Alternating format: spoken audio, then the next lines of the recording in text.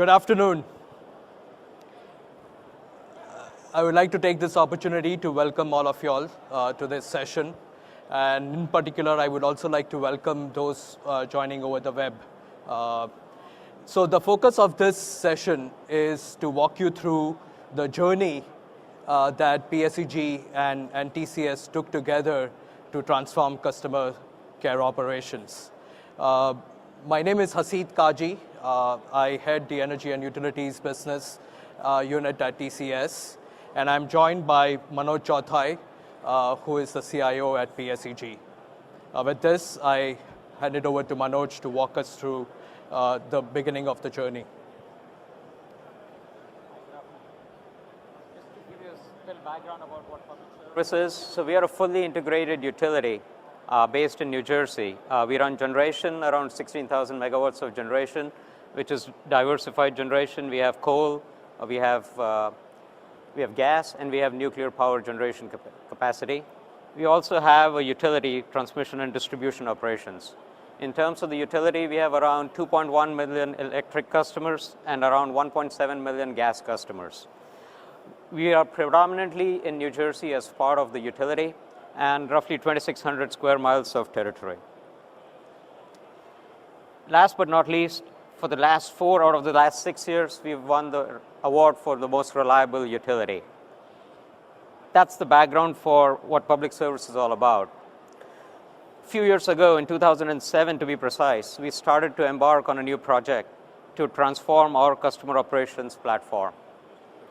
Certain key objectives that we are aiming for was to achieve top quartile performance in customer service metrics, to have available real-time information, and last but not least, to be able to respond rapidly to new and changing regulatory requirements.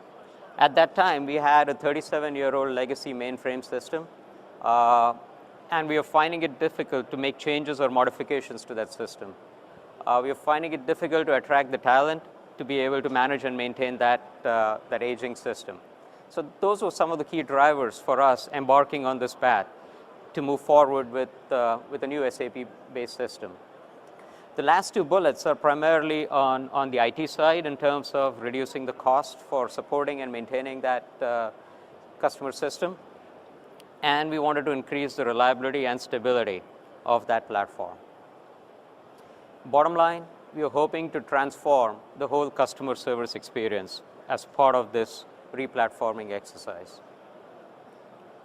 If you look at this landscape, this is now our current landscape after we went live with the new SAP, ISU, CCS, MAU, MAM, you name it, there were a whole bunch of 3-letter acronyms that we implemented as part of this effort. And as we were going live into implementation, we also started to use some 4-letter acronyms, which I can't recite right now, but they've been pretty dominant. And most of us who've gone through an SAP implementation know what I'm talking about.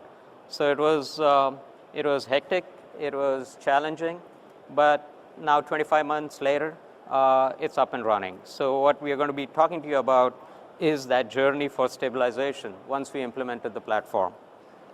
If you notice, in this big box, all the white squares are what we had legacy. So we first rolled out SAP in 1998, and all the green boxes is things that we've rolled out in 2009. So all the challenges that we've had were in all of these externally pointing systems. So the middle box, this one here, that was pretty stable. That worked like it was planned and designed for.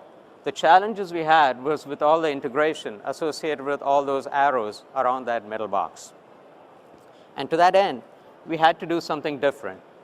So part of the driver for that difference was to partner with firms that we felt would start to bring some value into the mix. Whole goal was about driving operational excellence. We are a firm believer in operational excellence. As we like to say, our business model is about operational excellence that drives financial strength. That financial strength allows us to make disciplined investments, and those disciplined investments, in turn, lead to more operational excellence coming down the pike. So it's the circle of truth, and it's a wholesome circle that drives the way we think and act. Through that operational excellence, we also needed to bring some innovation into the mix. And through that mix, we were hoping to achieve positive results in terms of stabilizing the platform. And with that view, we partnered with TCS in terms of helping us stabilize it and manage and maintain the platform on a going forward basis. Now, Hasit will talk to you a little bit about how they went about doing this. What I talked to you so far was why we did what we did and what we are hoping to accomplish as a result of that. Thanks, Manoj. So as you heard from Manoj, they did a big bang release of close to 4 million customers, and that's pretty big. And you also saw the priorities that were laid out in order to improve the customer service experience. So what was very, very important when TCS took responsibility jointly with PSE&G IT in helping stabilize the system, the stability was fundamentally to focus on achieving the quick wins, the expectations that the business users had in improvement to the processes. And the second very important thing was to increase that capability in terms of bringing process innovations. Now, in order to do this, we found that there were two very fundamental levers that we had to adopt. And what I'm going to share with you are details on those two fundamental levers.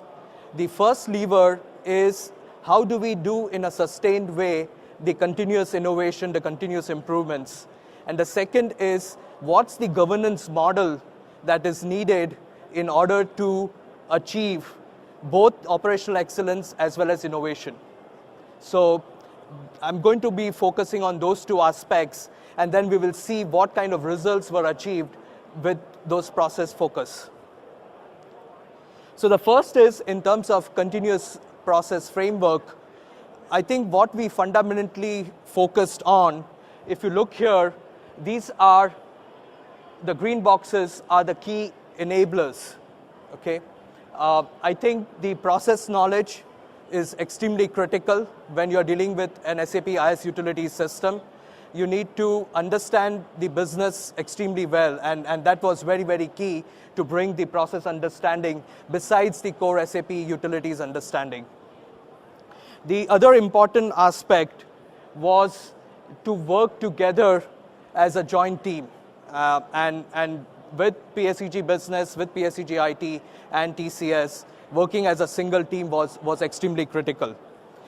Another important aspect was the partner ecosystem. I think there were a number of situations where, working closely with SAP or with the infrastructure provider was extremely, extremely critical to get some quick resolutions to the issues that we were facing. So, in a nutshell, these enablers, supported by the mindset to drive new changes on a proactive basis, was very, very key. Okay? So that was kind of an input into the whole continuous innovation process. And we focused fundamentally on two things, which was service delivery optimization as well as business process improvement. The next thing, which was extremely critical, besides having a strong continuous improvement framework, was to have a very strong governance model. Some of the highlights of the governance model was a periodic engagement with the business, with IT, in a way we could always look at the changes that are coming our ways, not look at each change in isolation, but look at it in a holistic way, so that we could derive benefits from making process changes in a holistic end-to-end way. So the weekly incident triage meetings and the change meetings helped us in achieving that. The bi-weekly focus with the leadership team made sure that we are working on the right things. So that was extremely critical. The other important aspect was to effectively adopt problem management. So the ongoing analysis of the backlog of tickets in a way that we not solve each and every ticket in its isolation, but really focus on problem management was again a very important aspect. So both the continuous improvement framework and the governance were kind of complementing each other in the kind of results that we were able to achieve in the past 1 year. So the key things when we look at the results, we were able to reduce the batch failures by almost 85%, okay? And we found that there were a lot of memory usage. There were codes that had to be rewritten to enable the reduction in the batch failures. The incident backlog came down from 2,300 to 130. And as I said, the problem management made a big difference in achieving that. There was 95% reduction in incidents or the replications between the CRM and the ERP system, okay? And that we were able to achieve by really focusing on ensuring that the right validations happen at the front end, at the CRM itself, so that the contracts can easily flow from the ISU to the CRM system.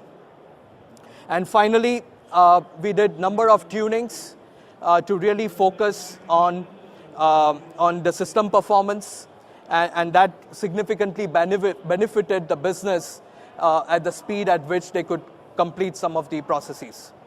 So this is in terms of the operational excellence and how we measured operational excellence. The next important thing which we carried out was innovation. And just to give you an example of, there were a number of innovations, but if you were to highlight one or two specific things, if you look at UCS, which is the Utility Customer E-Service, there were some number of functionalities that were introduced that really helped us deliver better customer service. So the move-out process was enabled from the internet. So when the field did the last billing reading, at that point in time, they were able to capture the details about the fact that the customer needs to move, and that move was scheduled, okay? So that was enabled through the UCS functionality. Another functionality that was implemented was to make sure that in order to reduce the call traffic at the call center, and in situations where there was a wait time, we enabled in UCS a functionality wherein the customer could leave behind his or her number, and the agent that was least loaded would get a pop-up on their screen saying call back, okay? This really helped not only improve customer service, but also helped in balancing the load of the agents. The other impact that was created using the UCS functionality was for the customers to see their cancelled or rebilling information. And that again reduced the calls that they had to make to the call center. So these are some examples of innovations that we really drove during the past 18 months. And we did both the operational excellence and the innovations together, leveraging the continuous improvement framework and the governance model that we put in place. As a result, we were able to achieve significant business benefits going beyond this, and Manoj will share some of that with you. So as you can see, we went live with this system on April 1st, 2009. And we were able to bill all of our customers from day one. But there were some other metrics which weren't quite up to mark yet when we went live. As you can see, there was a dip in performance metrics. So if you go from, I guess, left to right, February 09 is, February 09 were the metrics just prior to go live. And then you go, the next 2 years is 10 and 11. In almost every metric, we've started to come significantly better than what it was prior to go live. There are still a few metrics where we haven't yet quite made the mark, but we are getting there. The progress has been pretty good. It took us around 10 months after go live to start meeting close to 65% of our metrics. And now, with the exception of a couple of metrics, most of our metrics are significantly better than what they were prior to go live with this new system. So the bottom line is, while it had some challenges after we went live, collectively as a team, between the business, between IT, and with our partner system, TCS being one of them, we were able to successfully come out of that dip and start to make the business case relevant. So that, in a nutshell, is our story for how we were able to stabilize a new system and not only start showing improvements, but get much better than what we had anticipated in a lot of these business metrics. Thank you. Any questions? Thank you.